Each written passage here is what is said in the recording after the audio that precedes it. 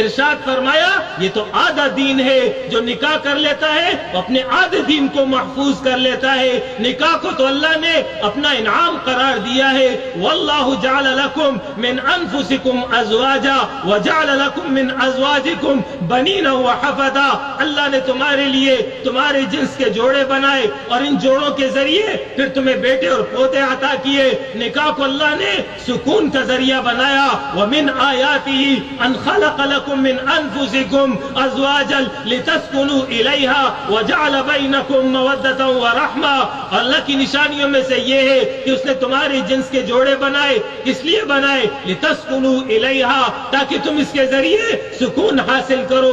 مرد عورت سے، عورت مرد سے سکون حاصل کرتا ہے۔ وجعل بینکم مودۃ ورحمہ، ہم نے تمہارے درمیان الفت اور محبت رکھ دی ہے۔ کیسی الفت، کیسی محبت؟ نبی اکرم صلی اللہ علیہ وسلم فرما رہے ہیں لم نرا للمتحابین مثل النکاح، ہم نے دنیا کے اندر میاں بیوی کے مانند کوئی جوڑا، کوئی رشتہ ایسا نہیں دیکھا جو باہم محبت کرنے والا ہو۔ یہ اللہ کا انعام تھا، اللہ کے انعام کی ہم ناقدری کرنے لگے ہیں۔ نبی اکرم صلی اللہ علیہ وسلم اب دوسری جانب لڑکوں کو کیا تعلیم دے رہے ہیں؟ فرمایا کسی عورت کا انتخاب رغبت نکاح کے حوالے سے اس میں 4 چیزیں دیکھی جاتی ہیں، یا تو دولت ہے، یا خاندانی وجاہت ہے، یا اس کی خوبصورتی ہے، یا اس کی دینداری ہے۔ آپ صلی اللہ علیہ وسلم تعلیم دے رہے ہیں تم دیندار عورت سے نکاح کرنے میں کامیاب ہو جاؤ، یہ ہے سٹیٹس، یہ ہے معیار۔ لیکن آج ہمارا معیار بدل گیا۔ نبی اکرم صلی اللہ علیہ وسلم نے اس عمل کو انتہائی سادہ بنا دیا، اتنا سادہ کہ اس سے زیادہ کوئی عمل نہیں ہو سکتا۔ یہی وجہ ہے کہ عبد الرحمن بن عوف رضی اللہ تعالی عنہ عظیم صحابی رسول ہیں، مہاجر صحابی ہیں، ہجرت کر کے مدینہ گئے ہیں اور وہاں جا کر کے کچھ دن کاروبار کرتے ہیں، مال کماتے ہیں، اور پھر ایک دن کیا ہوتا ہے، صبح فجر کی نماز ہے، نبی اکرم صلی اللہ علیہ وسلم سے ملاقات ہو رہی ہے، ہاتھوں کو دیکھتے ہیں، آپ صلی اللہ علیہ وسلم نے دیکھا کہ ہاتھ پہ زرد رنگ لگا ہوا ہے۔ آپ صلی اللہ علیہ وسلم نے پوچھا یہ زرد رنگ تو انصار کے دولہا کا رنگ ہوتا ہے، یعنی انصار اپنے دولہا کو زرد رنگ لگاتے ہیں، تم نے یہ کیسے لگا دیا؟ عبد الرحمن بن عوف عرض کرتے ہیں حضرت رات میں نے نکاح کیا ہے، رات میں نے نکاح کیا ہے۔ کتنا سادہ عمل ہے، کتنا سمپل عمل ہے۔ آپ صلی اللہ علیہ وسلم کو بھی دعوت نہیں تھی، بس جو لوگ موجود تھے اس وقت نکاح کی بات ہوئی، نکاح باندھ دیا گیا، دلہا تیار ہو گیا، دلہن رخصت ہو گئی۔ یہ وہ عمل ہے۔ آپ صلی اللہ علیہ وسلم نے فرمایا اولم ولو بشات، ہاں عبد الرحمن کام تو تم نے بہت اچھا کیا، لیکن سنت طریقہ یہ ہے کہ ولیمہ کر دو، ایک بکری ہی کیوں نہ ہو، یعنی اپنی استطاعت کے مطابق ولیمہ کرنا دولہا کے لیے یہ مسنون عمل ہے، بس اس کے علاوہ کوئی نہیں۔ ہم نے اپنے اوپر بوجھ بنا دیا۔ لڑکی جب رخصت ہوتی ہے تو اس کے لیے بھی باقاعدہ کھانے کا انتظام ہوتا ہے، ہال بک ہوتا ہے، مہمانوں کے لیے کارڈ بنائے جاتے ہیں، دعوت دی جاتی ہے، میری بیٹی رخصت ہو رہی ہے، برائے مہربانی اس میں شرکت کیجئے۔ اس کا کوئی گنجائش نہیں ہے شریعت کے اندر، یہ خلاف شریعت عمل ہے جو ہمارے معاشرے کے اندر رائج ہو گیا ہے۔ طریقہ یہ ہے کہ دولہا اپنے ساتھ چند براتیوں کو لے کر دلہن کے گھر پہنچے، اس وقت اگر چائے کا وقت ہے چائے پیش کر دی جائے، بسکٹ پیش کر دیا جائے، ٹھنڈے سے تواضع کر دیا جائے، چلو کھانے کا وقت ہے ان کے لیے کھانے کا انتظام کر دیا جائے۔ 20 افراد ہیں، 40 افراد ہیں، 100 افراد ہیں، اس کے اندر دلہن رخصت ہو جائے گی، دلہن دولہا کے گھر پہنچ جائے گی۔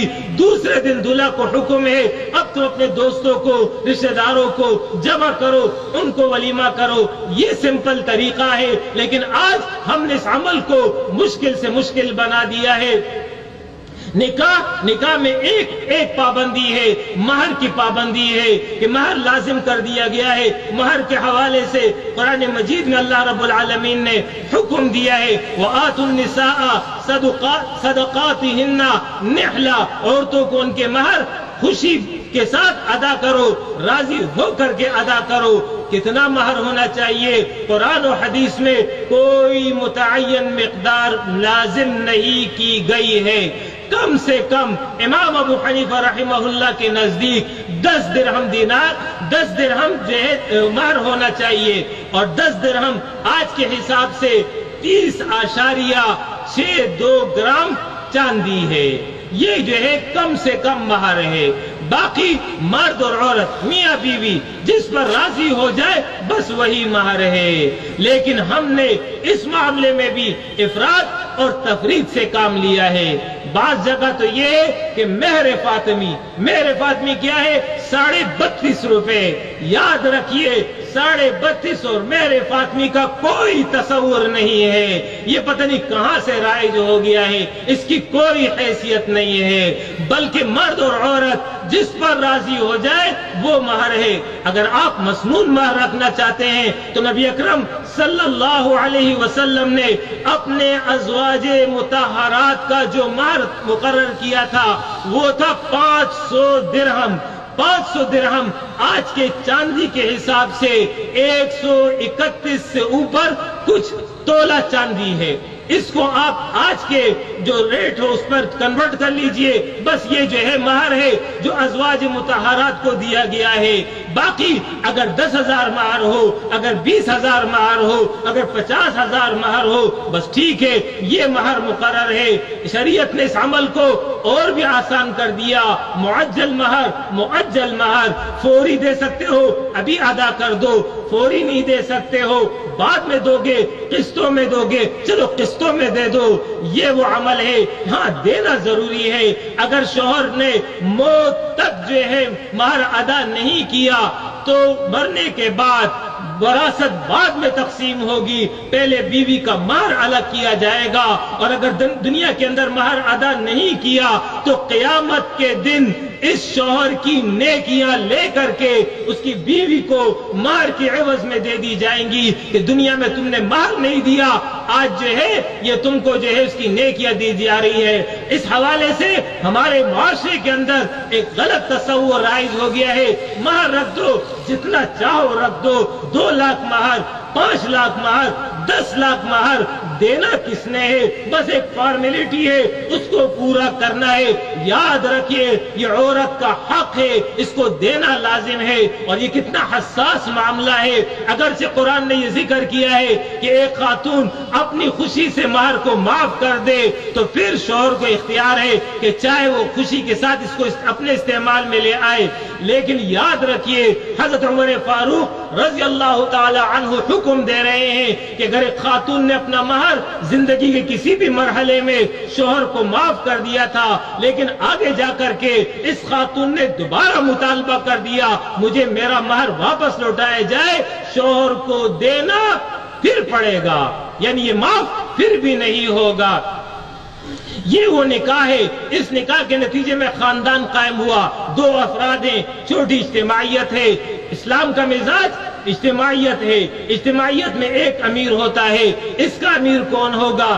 اس کا فیصلہ اللہ نے خود فرما دیا، الرجال قوامون علی النساء، مرد عورتوں پر قیم ہے۔ یاد رکھیے عربی زبان میں قیم نگران کو کہتے ہیں، منتظم کو کہتے ہیں، حکمران کو نہیں کہتے ہیں۔ مرد ظلم نہیں کرے گا، زیادتی نہیں کرے گا، مرد نگران ہے۔ عورت کو حکم دیا ہے تم نے اتباع کرنی ہے، اطاعت کرنی ہے، بچوں کو حکم دیا ہے اتباع کرنی ہے۔